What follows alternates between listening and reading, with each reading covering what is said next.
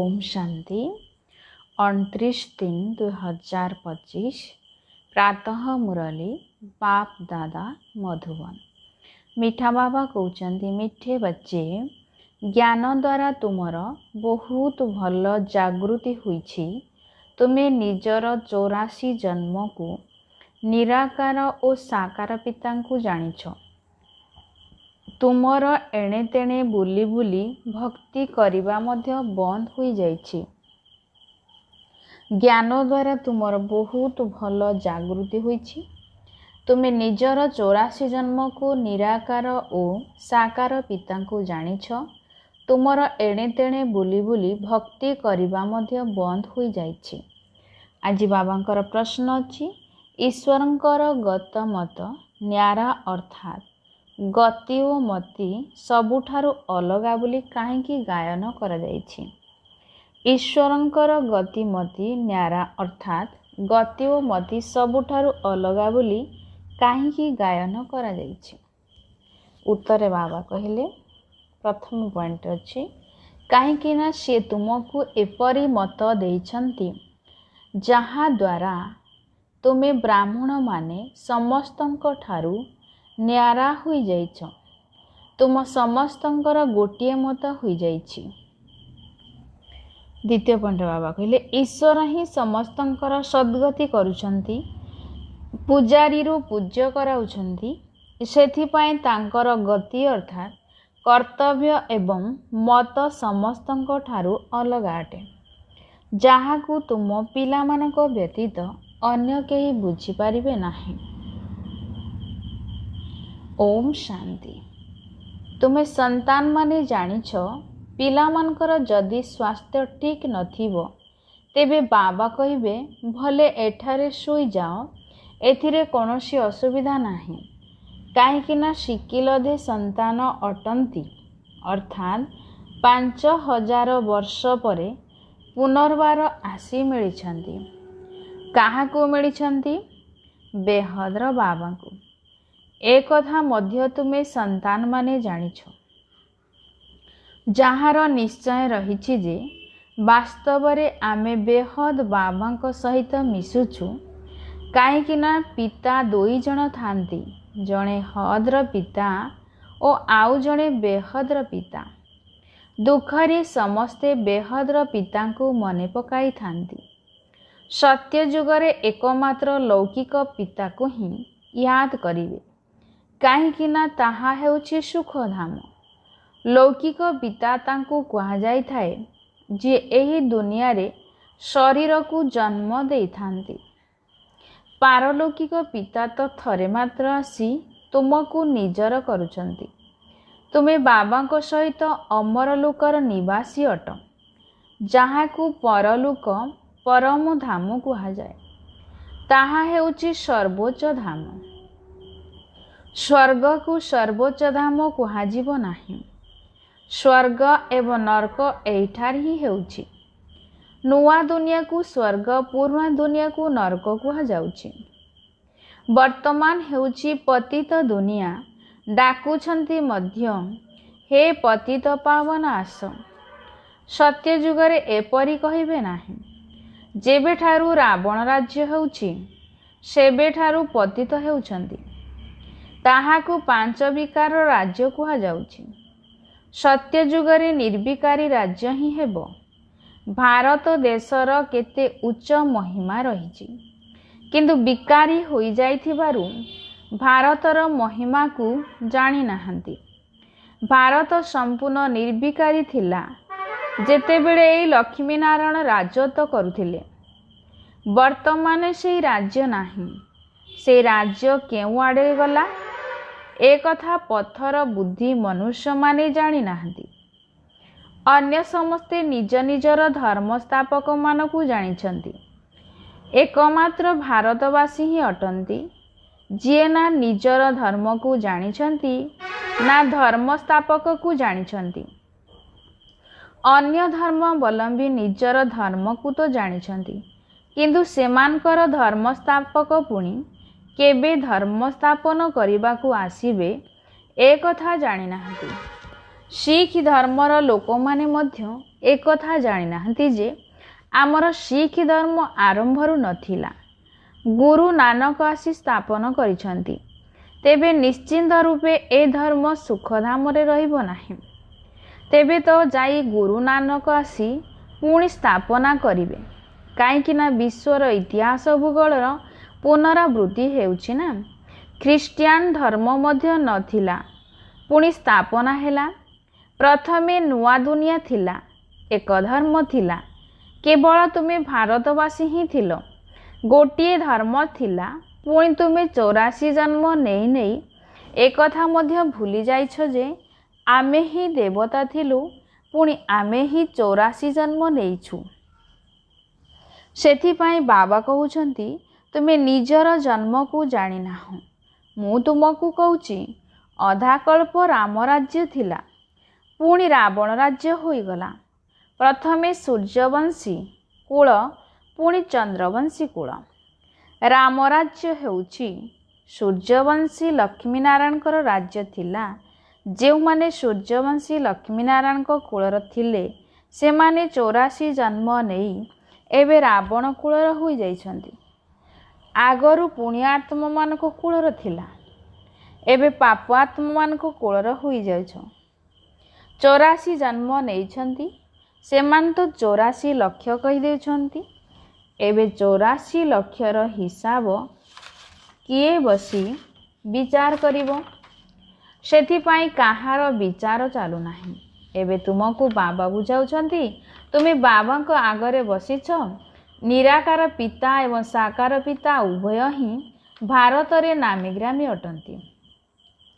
ବାବାଙ୍କ ମହିମା ମଧ୍ୟ ଗାନ କରୁଛନ୍ତି, କିନ୍ତୁ ବାବାକୁ ଜାଣିନାହାନ୍ତି। ଅଜ୍ଞାନ ନିଦ୍ରାରେ ଶୋଇ ରହିଛନ୍ତି। ଜ୍ଞାନ ଦ୍ୱାରା ଜାଗୃତି ଆସିଥାଏ। ଆଲୋକରେ ମନୁଷ୍ୟ କେବେ ଧକ୍କା ଖାଇ ନଥାନ୍ତି, ଅନ୍ଧକାରରେ ଧକ୍କା ଖାଇ ଚାଲିଥାନ୍ତି। ଭାରତବାସୀ ପୂଜ୍ୟ ଥିଲେ, ଏବେ ପୂଜାରୀ ହୋଇଯାଇଛନ୍ତି।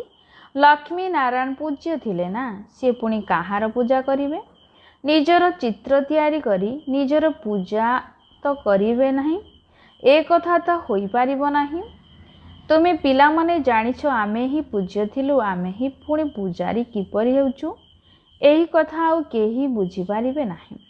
ବାବା ହିଁ ବୁଝାଉଛନ୍ତି। ସେଥିପାଇଁ କହୁଛନ୍ତି ମଧ୍ୟ ଈଶ୍ୱରଙ୍କର ଗତିମତ ନିଆରା ଅଟେ। ଏବେ ତୁମେ ସନ୍ତାନମାନେ ଜାଣିଛ, ବାବା ଆମର ସାରା ଦୁନିଆରୁ ଗତି ଓ ମତି ଅଲଗା କରିଦେଇଛନ୍ତି। ସାରା ଦୁନିଆରେ ଅନେକ ମତ ମତାନ୍ତର ରହିଛି। ଏଠାରେ ତୁମ ବ୍ରାହ୍ମଣମାନଙ୍କର ଏକମତ ଅଟେ। ଈଶ୍ୱରଙ୍କର ମତ ଏବଂ ଗତି ସ୍ୱତନ୍ତ୍ର। ଗତି ଅର୍ଥାତ୍ ସଦ୍ଗତି।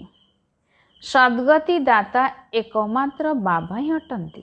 ଗାୟନ ମଧ୍ୟ କରୁଛନ୍ତି, ସମସ୍ତଙ୍କର ସଦ୍ଗତି ଦାତା ରାମ ଅଟନ୍ତି। କିନ୍ତୁ ବୁଝୁନାହାନ୍ତି କି ରାମ କାହାକୁ କୁହାଯାଉଛି। କୁହନ୍ତି ଯୁଆଡ଼େ ଦେଖୁଛୁ ରାମ ହିଁ ରାମ ଦେଖାଯାଉଛନ୍ତି। ଏହାକୁ ଅଜ୍ଞାନ ଅନ୍ଧକାର କୁହାଯାଉଛି। ଅନ୍ଧକାରରେ ଦୁଃଖ, ଆଲୋକରେ ରହିଛି ସୁଖ। ଅନ୍ଧକାରରେ ହିଁ ଭଗବାନଙ୍କୁ ଡାକିଥାନ୍ତି ନା। ବନ୍ଦନା କରିବା ଅର୍ଥାତ୍ ବାବାଙ୍କୁ ଡାକିବା।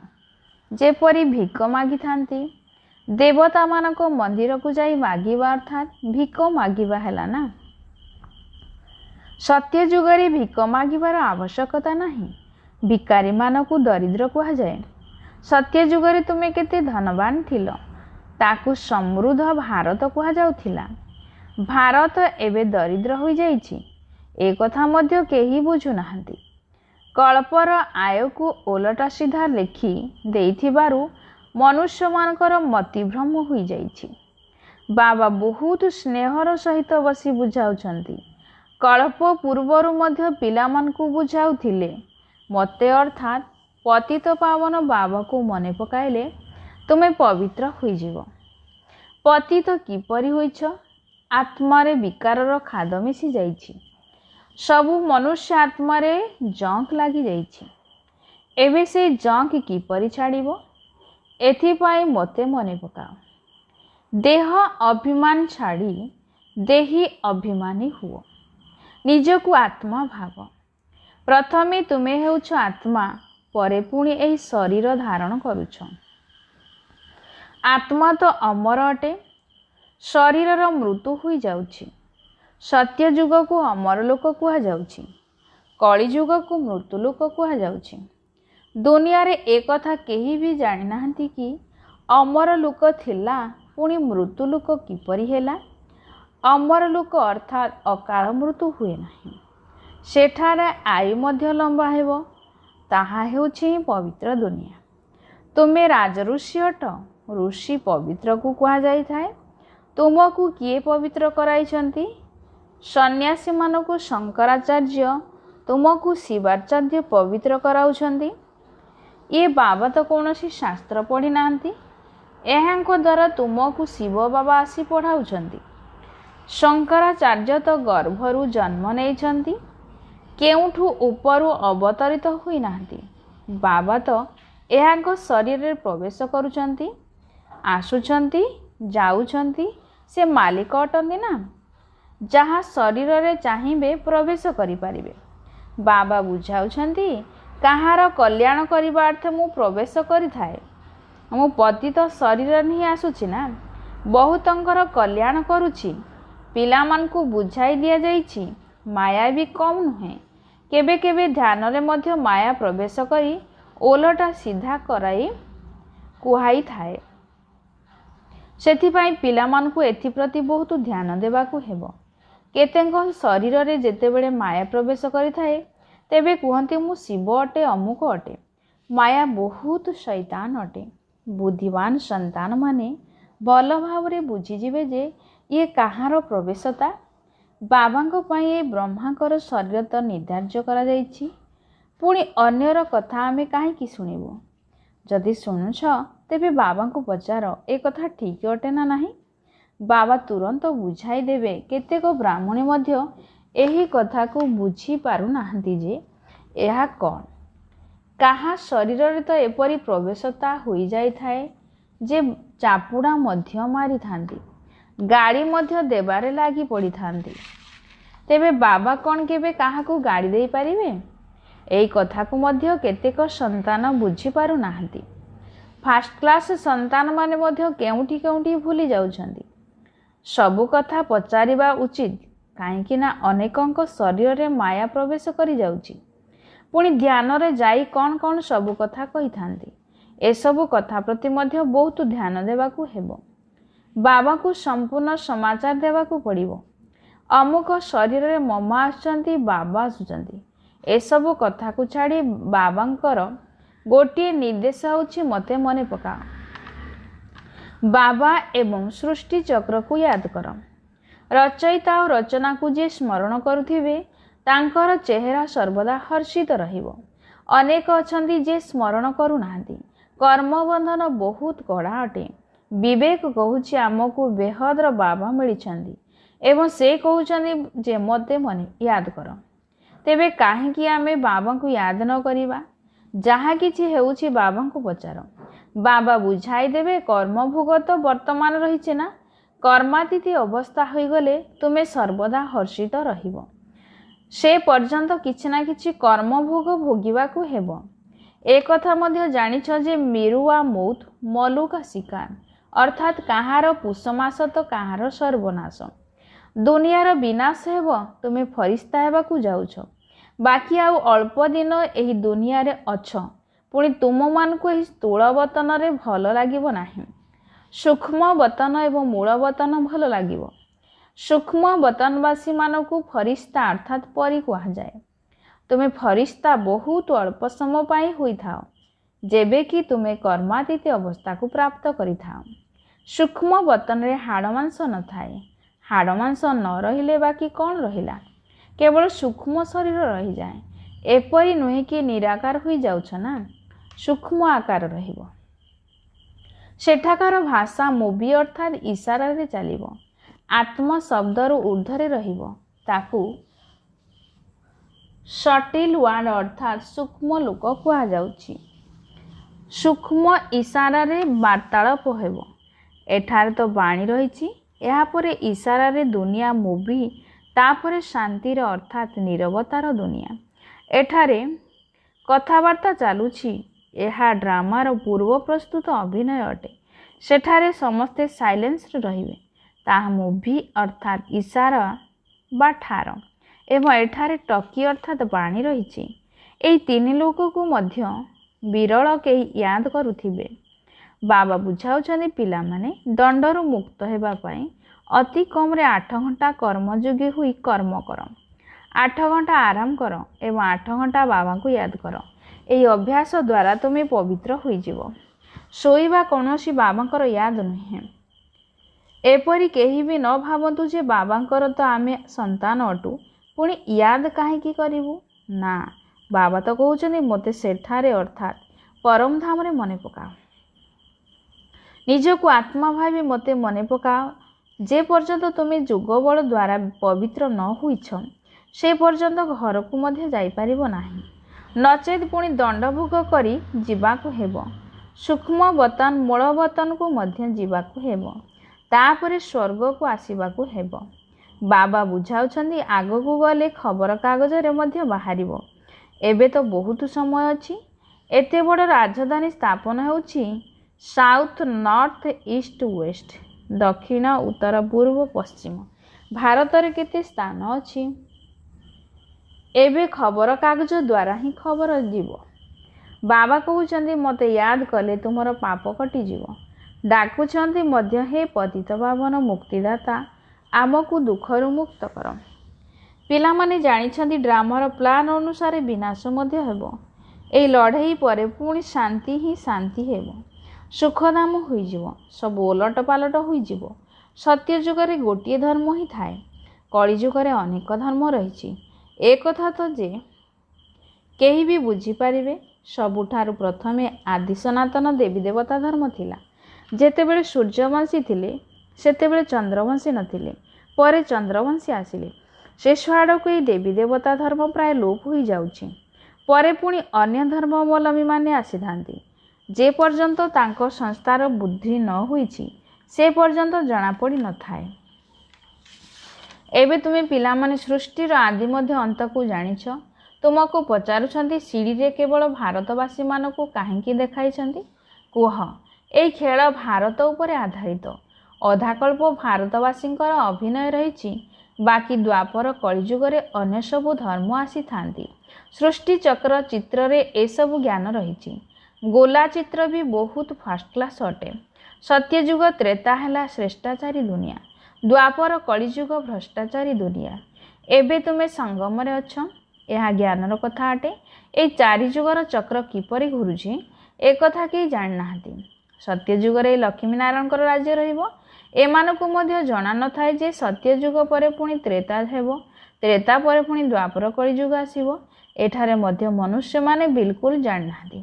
ଯଦିଓ କହୁଛନ୍ତି କିନ୍ତୁ କିପରି ଚକ୍ର ଘୁରୁଛି ଏକଥା କେହି ଜାଣିନାହାନ୍ତି। ସେଥିପାଇଁ ବାବା ବୁଝାଉଛନ୍ତି ଗୀତା ଉପରେ ସମସ୍ତ ଗୁରୁତ୍ୱ ଦିଅ। ସତ୍ୟ ଗୀତା ଶୁଣିବା ଦ୍ୱାରା ସ୍ୱର୍ଗବାସୀ ହୋଇଥାନ୍ତି। ଏଠାରେ ଶିବ ବାବା ନିଜେ ଶୁଣାଉଛନ୍ତି। ସେଠାରେ ମନୁଷ୍ୟ ପଢ଼ୁଛନ୍ତି। ଗୀତା ମଧ୍ୟ ସର୍ବପ୍ରଥମେ ତୁମେ ପଢ଼ୁଛ। ଭକ୍ତି ମଧ୍ୟ ପ୍ରଥମେ ତୁମେ କରୁଛ ନା। ତୁମେ ପ୍ରଥମେ ଶିବଙ୍କର ପୂଜାରୀ ହେଉଛ। ତୁମକୁ ପ୍ରଥମେ ଅବ୍ୟଭିଚାରୀ ଅର୍ଥାତ୍ ଏକମାତ୍ର ଶିବ ବାବାଙ୍କର ପୂଜା କରିବାକୁ ହୁଏ। ସୋମନାଥ ମନ୍ଦିର ତିଆରି କରିବାର ଶକ୍ତି ଆଉ କାହାର ନାହିଁ। ବୋର୍ଡ଼ ଉପରେ ଅନେକ ପ୍ରକାର କଥା ଲେଖିପାରିବ। ଏକଥା ମଧ୍ୟ ଲେଖିପାରିବ ଯେ ଭାରତବାସୀ ସତ୍ୟ ଗୀତା ଶୁଣିବା ଦ୍ୱାରା ସତ୍ୟ ଖଣ୍ଡର ମାଲିକ ହେଉଛନ୍ତି। ଏବେ ତୁମେ ଜାଣୁଛ ଆମେ ସତ୍ୟ ଗୀତା ଶୁଣି ସ୍ୱର୍ଗବାସୀ ହେଉଛୁ। ଯେତେବେଳେ ତୁମେ ବୁଝାଉଛ ସେତେବେଳେ କହୁଛନ୍ତି ହଁ ବାସ୍ତବରେ ଏହା ଠିକ୍ କଥା, କିନ୍ତୁ ବାହାରକୁ ଚାଲିଗଲେ ସବୁକିଛି ଭୁଲି ଯାଉଛନ୍ତି। ତୁମ କଥା ତୁମ ପାଖରେ ରହିଯାଉଛି। ଆଚ୍ଛା, ମିଠା ମିଠା ଶିଖିଲ ଦେ ସନ୍ତାନମାନଙ୍କ ପ୍ରତି ମାତା ପିତା ବାପ ଦାଦାଙ୍କର ମଧୁର ସ୍ନେହ ସମ୍ପନ୍ନ ଶୁଭେଚ୍ଛା ଏବଂ ସୁପ୍ରଭାତ। ଆତ୍ମିକ ପିତାଙ୍କର ଆତ୍ମିକ ସନ୍ତାନମାନଙ୍କୁ ନମସ୍ତେ। ଆତ୍ମିକ ସନ୍ତାନମାନଙ୍କ ତରଫରୁ ଆତ୍ମିକ ମାତା ପିତା ବାପ ଦାଦାଙ୍କୁ ଶୁଭ ସକାଳ। ନମସ୍ତେ ନମସ୍ତେ ନମସ୍ତେ। ଧାରଣା ପାଇଁ ମୁଖ୍ୟ ସାରାଂଶ। ପ୍ରଥମ ନମ୍ବର ଅଛି ରଚୟିତା ଏବଂ ରଚନାର ଜ୍ଞାନକୁ ସ୍ମରଣ କରି ସର୍ବଦା ହର୍ଷିତ ରହିବାକୁ ହେବ। ଯୋଗର ଯାତ୍ରା ଦ୍ୱାରା ନିଜର ସବୁ ପୁରୁଣା କର୍ମବନ୍ଧନକୁ समाप्त करी कर्मातीत अवस्था पहुँचवाकू हेब। द्वितीय पॉइंट, ध्यान रे जीवा बा साक्षात्कार रे मायार बहुत प्रवेशता होइथाय। सेथिपाई सेई सबु इच्छा ठारू दूरे रहिबाकू हेब। बाबांकू निजर समस्त समाचार शुणाई तांको ठारू राय नेबाकू हेब। कौनसी भी भूल करिवार नाही। आजिर वरदान अछि निजर शुभ भावना द्वारा निर्बल आत्मा मानक भितरे बल भरुथिबा सदा शक्ति स्वरूप हुओ। निजर शुभ भावना द्वारा निर्बल आत्मा मानक भितरे बल भरुथिबा सदा शक्ति स्वरूप हुओ। विस्तार बाबा कहले सेवाधारी पिलामानकर विशेष सेवा हैला निजे शक्ति स्वरूप स्थिति रे रहिबा सहित अन्य मानकु मध्य शक्ति स्वरूप करिबा अर्थात निर्बल आत्मा मानक भितरे बल भरिबा। एथिपाई सर्वदा शुभ भावना तथा श्रेष्ठ कामना स्वरूप हुओ। तेबे शुभ भावनार अर्थ एहा नुहे जे काहा प्रति भल भावना एभली रखिबा द्वारा तार प्रति मोह आसीजिवो। एभली भूल करिवार नाही। तेणु शुभ भावना मध्य बेहद्र हेबा दरकार। जनक प्रति विशेष भावना रखिबा मध्य क्षतिकारक अटे। सेथिपाई बेहद्र स्थिति स्थित होई निर्बल आत्मा मानकु निजकु प्राप्त होइथिबा शक्ति गुड़िक आधार रे शक्ति स्वरूप कर। स्लोगान बाबा कहले अनेकंकर अर्थात दिव्य गुण रूपी गहना गुड़िक ब्राह्मण जीवनर श्रृंगार अटे। सेथिपाई अलंकारी हुओ, देह अहंकारी नुहे।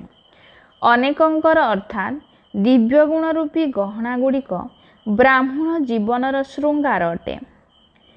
सेथिपाई अलंकारी हुओ, देह अहंकारी नुहे। अव्यक्त इशारा सत्यता एवं सभ्यता रूपी संस्कृति को आपणा। कई संतान माने कहिथांती एमिति भी क्रोध आसे नाही, किंतु के मिछ कहले क्रोध आसी जाए। से तो मिछ कहला, तुमे तो क्रोध रे रहिलो, तेबे परस्पर मध्य ठीक किए। कई चालाक रे कहिथांती मु क्रोध कर नाही, मोर आवाज बा मुखर शब्द तो बड़, आवाज तो एपरि तीक्ष्ण, किंतु जदि विज्ञानर साधना द्वारा आवाज को कम बेसी करि पारिबो, तेबे कौन शांतिर शक्ति द्वारा निजर आवाजर गति को कम बा बेसी करि पारिबो नाही।